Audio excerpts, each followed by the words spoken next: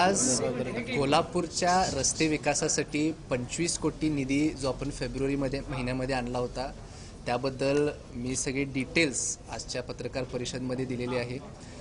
लोकसभा निवडणूक लागल्या होत्या, त्याचबरोबर आज पावसाळ्याचा अजून सीझन चालू आहे असं दिसतंय. त्यामुळे आम्हाला ह्या कामांना सुरुवात करायला थोडासा उशीर झाला, परंतु येणाऱ्या महिन्यामध्ये हे सगळ्या कामांची सुरुवात आपल्याला कोल्हापूरमध्ये शहरामध्ये होताना दिसणार आहे.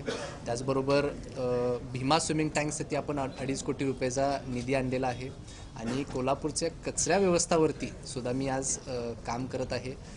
राज्य सरकारची ह्यामध्ये खूप मोठ्या प्रमाणात मदत झाली आहे. मी महायुती सरकारचं, एकनाथजी शिंदे साहेबांचं, देवेंद्रजी फडणवीस साहेब असतील, अजितदादा पवार साहेब असतील, डॉक्टर श्रीकांतजी शिंदे साहेब असतील आणि खासदार धनंजय महाडिक साहेब असतील, या सगळ्यांचं मनपूर्वक आभार मानतो.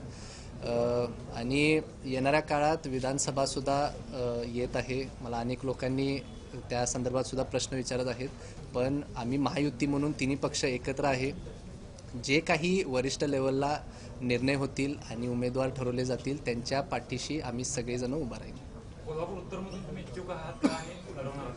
मला राजकीय क्षेत्रात काम करण्याची इच्छा आहे. जर मला संधी दिली, जर मला सांगितलं गेलं तर मी ते करू. आमदारकीसाठी तुम्ही इच्छुक आहातच? मी समाजकार्य करतोय. ह्या संपूर्ण गोष्टीला कुठं तर लोकांकडनं प्रतिसाद मिळालेला आहे. लोकांची कुठं तर इच्छा दिसते, त्यामुळे माझं नाव आज विधानसभेसाठी चर्चेत आहे. मी जर सांगितलं मी माझं काम करत आहे, मी कुठंही कुणाला माझी काय अपेक्षा हे सांगायला सुद्धा गेलेलो नाही आहे. मला जर वरिष्ठ लेवलला जर खासदार साहेबांकडनं हा आदेश आला तर मी ही जबाबदारी घ्यायला तयार आहे.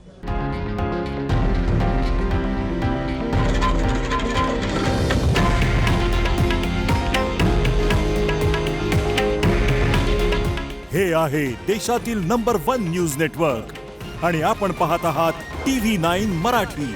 काळजी तुमची, हित महाराष्ट्राचं.